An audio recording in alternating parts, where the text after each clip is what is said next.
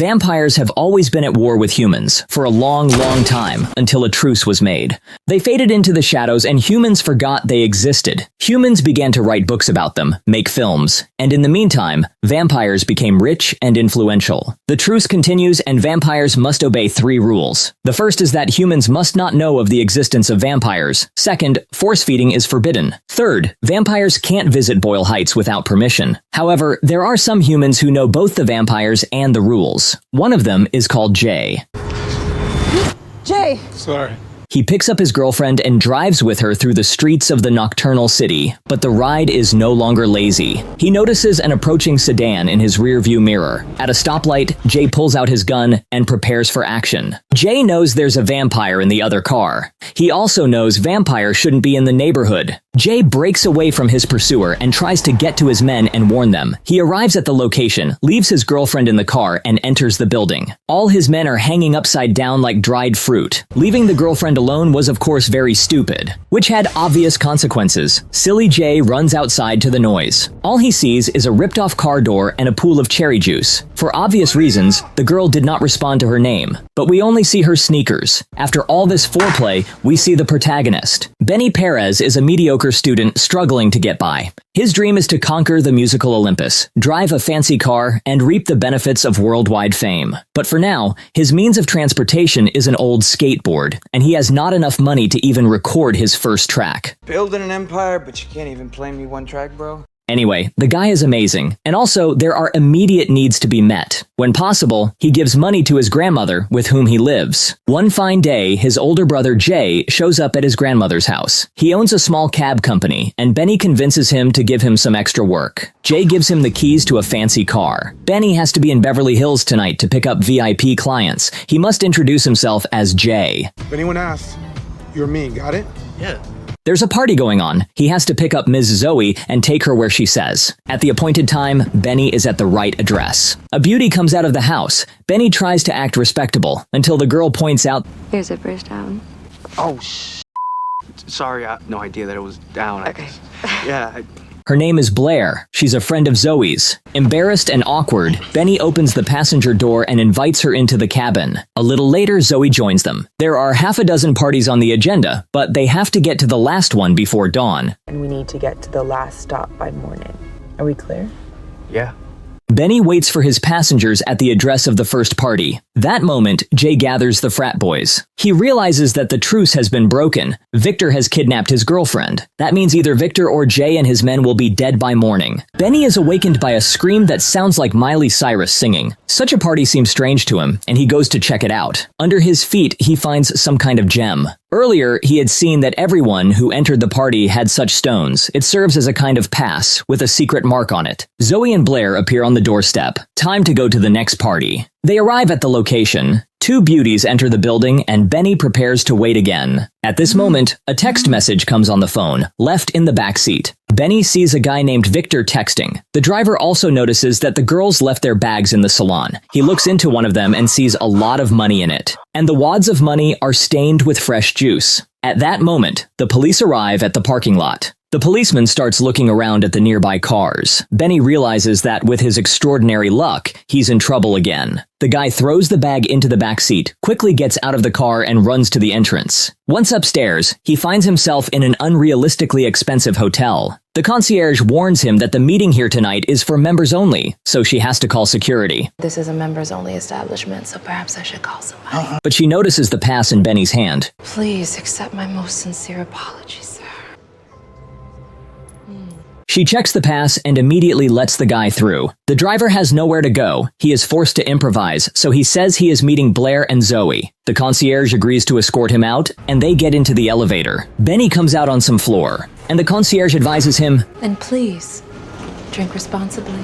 Confused by these words, Benny slowly walks to the door and opens it.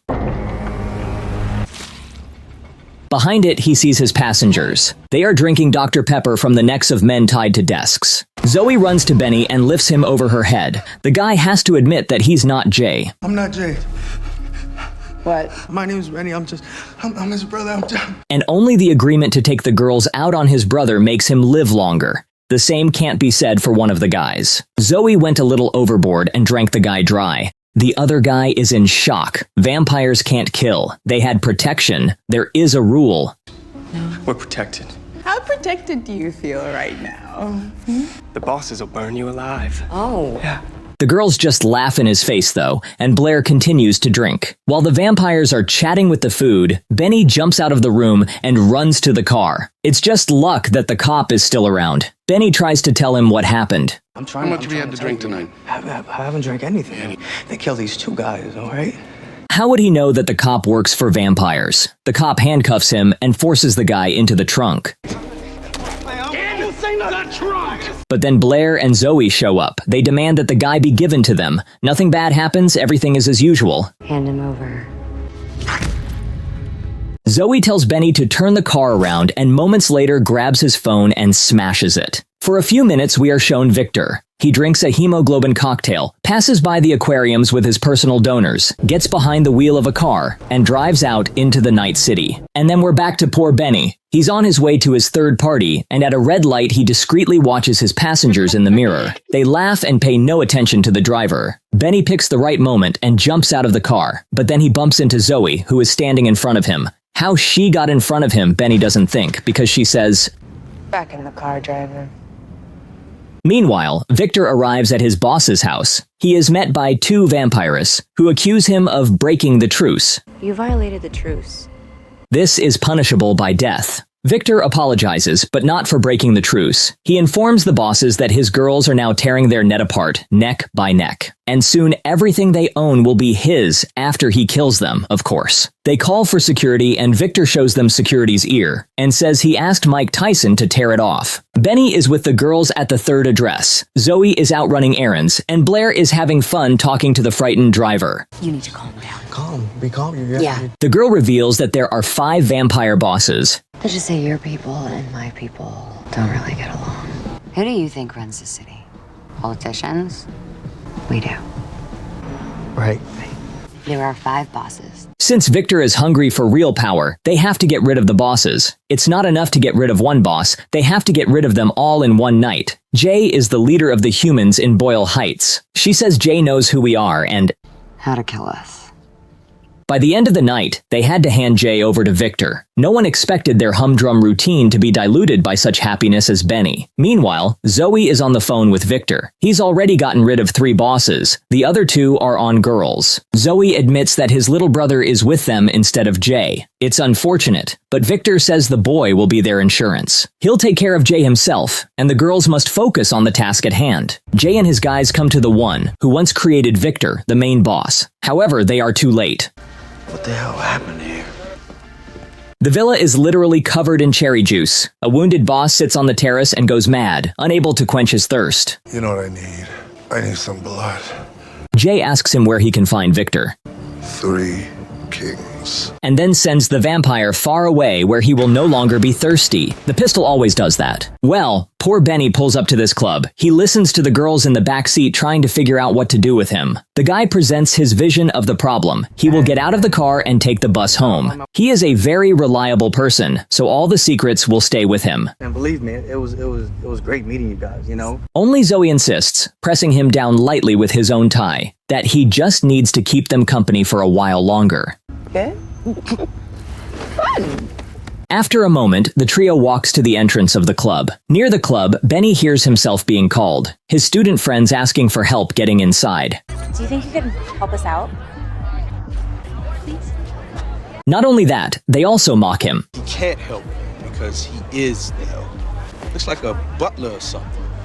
At that moment, Blair walks up to the driver and boosts his self-esteem with a passionate kiss, and makes Benny's acquaintances shut up in surprise. At the club, they head straight for one of the bosses, but are met by a stranger and his men. They are the Night Legion, who have been hunting vampires since time immemorial, and each of these men holds a crossbow with special arrows. While the girls think how to get out of a rather sticky situation, Jay and his fighters enter the club. Benny stands the whole time holding an uncorked bottle of champagne. When he hears the order to kill them, he unknowingly smashes the bottle over the head of the Night Legion leader, giving the girls the second they need to resist. A little time passes, and it's over. The girls are very pleased with their driver. The trio walks back out into the main hall where they catch Jay's eye. He doesn't have time to do anything. Benny and the vampires manage to leave the club. Arrows from the crossbows of the Night Legion warriors fly past them. So, they all need somewhere to hide. Benny takes them to his house. He only has one request: not to eat Grandma. Later, Zoe calls Victor again and tells him about the ambush at the bar. One good thing, the Legion killed a boss, the last one left. She will send the driver and her grandmother to their ancestors and go after the rest. Victor asks to keep the driver for later, so there will be something to celebrate the victory. Benny finds a pair of strange daggers in his brother's room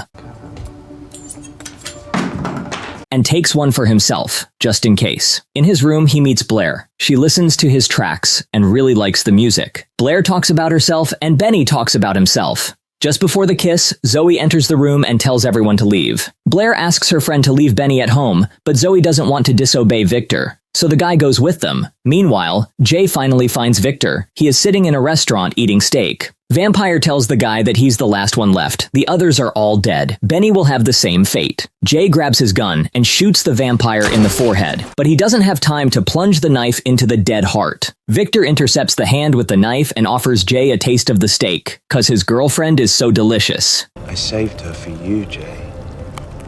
Jay stares in shock at the almost raw meat, and the bullet hole in Victor's head grows back quickly. Meanwhile, Benny takes his passengers to the home of the last boss, Rocco. He can smell the fresh juice. He doesn't mind tasting it, because he likes virgins. Whoa, whatever, man. I'm not into virgins, you know that. Embarrassed, Benny is ready to curl up and disappear. Zoe asks to be left alone with Rocco. Bye, virgin.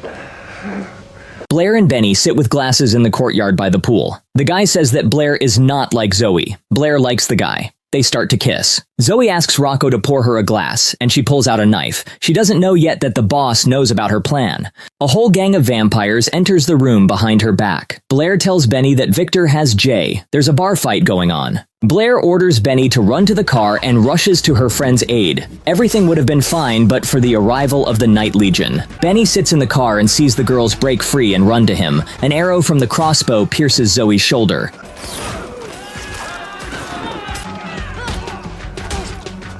Slowly they make it to the car, and seconds later Benny hits the gas and drives off into the night. Things are bad. Zoe is dying. She needs blood, and the sun is about to come up, but they still have to go to one last address. It's Victor's address. This is the end for them, and if Benny follows them into the house, he'll die instantly. The guy is in doubt. He sees how the girls manage to hide in the house. The sun is rising, but Benny can't leave. His brother is in the house and may still be alive. The driver takes a baseball bat and quietly enters the house. There are people sitting in aquariums with tubes, Victor's donors. Benny sees that one of them is Jay. All that's left is to break the glass with a baseball bat and save the brother. Only Victor is against it. He takes Benny to a room, to the girls. Zoe is fine. I think she had some cherry juice, but Blair is a little sad. The guy offers himself instead of his brother. Benny says, let Jay go and... Take me instead. He slowly pulls a knife from his belt, but does not have time to stick it in. The quick vampire catches the arm. Blair asks them not to touch Benny, and tells Zoe she's done. She doesn't notice Victor putting a knife in Zoe's hand. Emotionally, Zoe plunges it into Blair. Victor blames Benny for what happened. Benny remotely starts the car engine. Night's over.